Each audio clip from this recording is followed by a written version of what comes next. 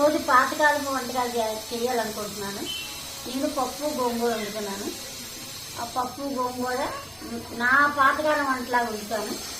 అంటే ఇదివరకు పుల్లల పొయ్యి మీద ఉండేవాళ్ళు, ఇప్పుడు గ్యాస్ మీద కుక్కర్లో వండుతున్నానమ్మా. రుచి ఒకలాగే ఉంటుంది. పదండి చేద్దాం. గ్లాస్ పప్ప, ఇది గ్లాస్ పప్పు వేస్తున్నానమ్మా. ఈ పప్పు కడుగుతున్నాను. ఈ పప్పు బాగా కడుక్కొని ఒకసారి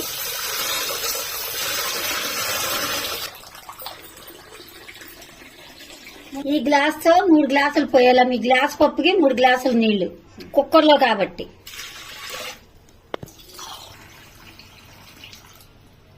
మూడు గ్లాసులు పోసానమ్మా.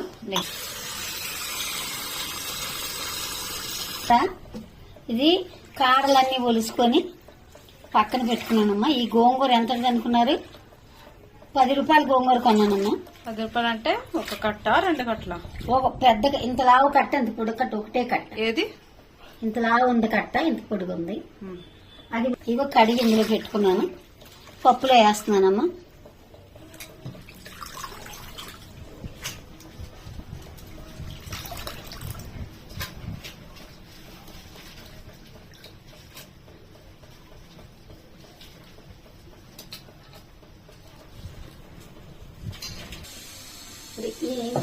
ఈ గోంగూరకి ఈ పప్పుకి మా కాలంలో పచ్చిమిరపకాయలు ఎక్కువ వేసుకునేవాళ్ళం. ఇప్పుడు కూడా నేను ఎక్కువ వేస్తున్నాను. ఎన్ని కాయలు వేస్తున్నాను అంటే ఇందులో కారం ఏమి కొద్దిగా వేస్తానమ్మా. కానీ పచ్చిమిరపకాయలు ఎక్కువ వేసుకొని కొద్ది కారం వేసుకుంటే ఆ పప్పు రుచి వేరేగా ఉంటుంది. ఎన్ని కాయలు ఇవి? ఈ 10 కాయలమ్మా. చిన్న కాయలు 10. చిన్న కాయలు కారం కాయలు కాబట్టి ఈ 10 కాయలు. లావుగున్న కాయలు కారం ఉంది కదా, ఇంకొక 2 కాయలు ఎక్స్ట్రా వేసుకుంటాం.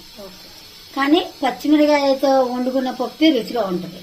మా కాలంలో ఎక్కువ పచ్చిమిరకాయలు వేసుకొని కొంచెం కారం వేసుకొని నూరుకొని వేసుకునేవాళ్ళం. అప్పుడు టమాటాలు వేయకూడదు. 2 టమాటాలు చిన్నవి, పెద్దదైతే 1, చిన్నవి అయితే 2 కోస్తున్నానమ్మా. మధ్యలో చీలిక చేసి మధ్యలోనే చీలిక చేసేయాలమ్మా. వండుకుంటే చాలా బాగుంటది. ఆ రుచి వేరు. మీరు ఒకసారి మీరు వండి తిని చూడండి. మామగారు ఏంటి ఇలా చెప్తున్నారు అనుకోకుండా ట్రై చేయండి ఒకసారి. పప్పులో వేసేస్తున్నాం. ఈ గోంగూరకి, ఆ పప్పుకి, పచ్చిమిరకాయలకి కరెక్ట్ సరిపోతాయి. ఇందులో 1 చెంచా కొంచెం కారం వేస్తాను. ఇగో టమాటాలు కూడా కోస్తున్నానమ్మా.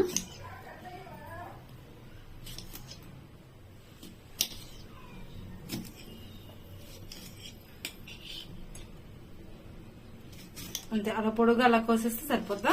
ఇలా పొడుగు కోసేసి పప్పు కుక్కర్లో కదమ్మా ఉడికిపోతాయి. రుబ్బుకుంటాం కదా. ఈ 2 టమాటా, ఇంత పెద్దకాయ అయితే 1 వేసేస్తాను.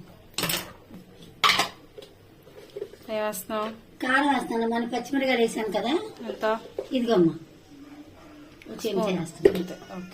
పచ్చిమిరకాయలు చాలా వేసాను కదమ్మా. కారంలో పసుపు వేసానమ్మా. అందులో ఇక మూత పెట్టేస్తున్నాను. ఉప్పు వేయకూడదు. ఉప్పు రుబ్బేటప్పుడు ఇలా ఉప్పు వేస్తే ఉడకదు పప్పు. పొయ్యి పెడుతున్నానమ్మా.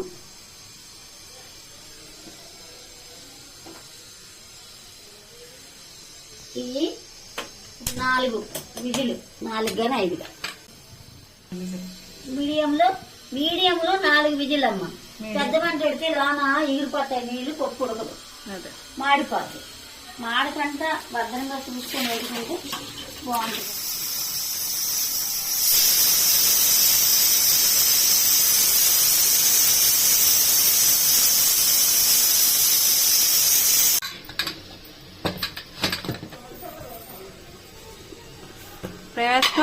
ఉప్పు వేస్తున్నాను.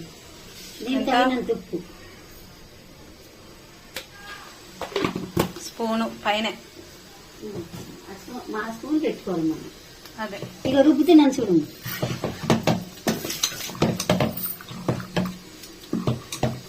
మెత్తగా రుబ్బుకోవాలా. ఇలాగ ఉప్పు వేసి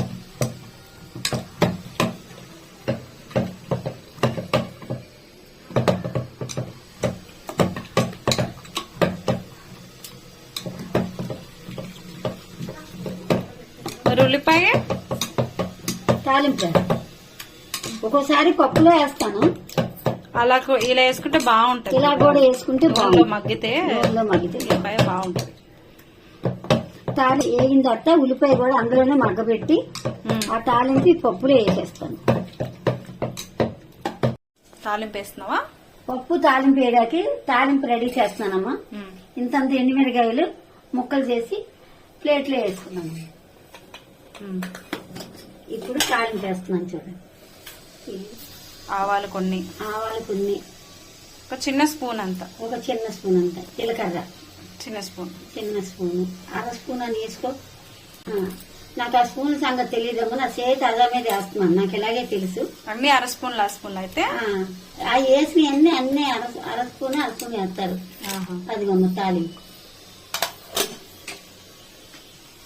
ఎల్లుల్లిపాయలు చేస్తా. ఎన్ని ఎల్లుల్లిపాయలు? 4 రబ్బలు,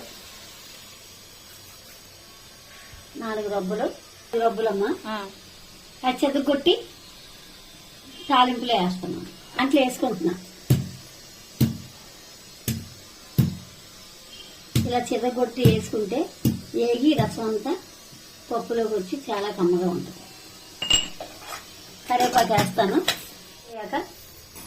ఒక ఉల్లిపాయ పప్పులో వేయలేదు నేను, ఇలా వేస్తే రుచిగా ఉంటుందని తాలింపు వేయిన తర్వాత ఈ ఒక్క ఉల్లిపాయ ముక్కలు అందులో వేపి తాలింపుతో పాటు అది కూడా కలిపాలి.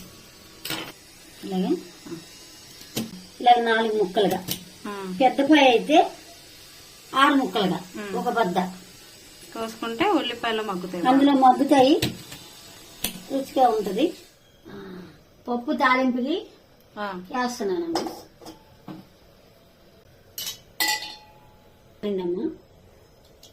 ఒకటి చెంచున్నర నూనె,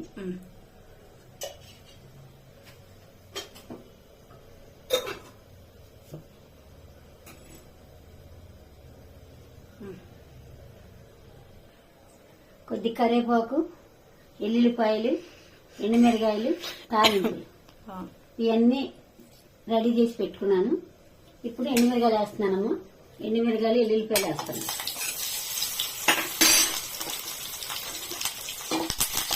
ఇప్పుడు ఇవి కూడా వేసేస్తాను.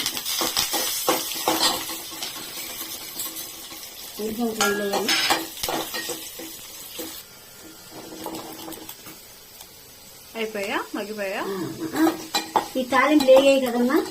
ఇప్పుడు ఉల్లిపాయ ముక్కలు వేస్తున్నాను. ఈ ఉల్లిపాయ ముక్కలు కూడా తాలింపుతో పాటు మగ్గుతాయి. ఈ మగ్గిపోయిన తర్వాత ఇది పప్పులో వేసేస్తాను.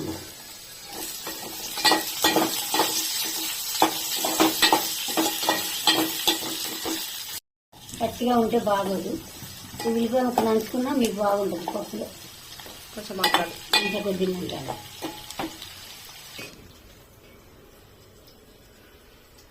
సరిపోయిందమ్మా? సరిపోయిందా? కొద్దిగా వేయాలి.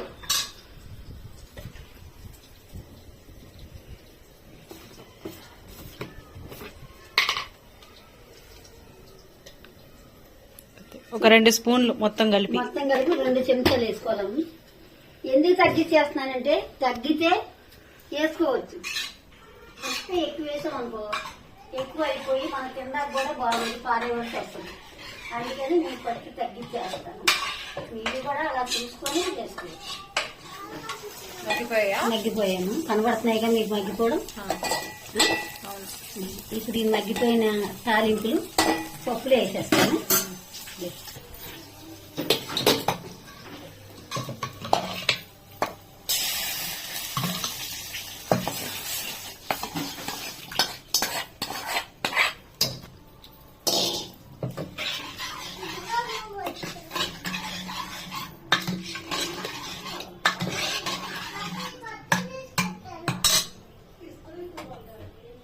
ఓకే,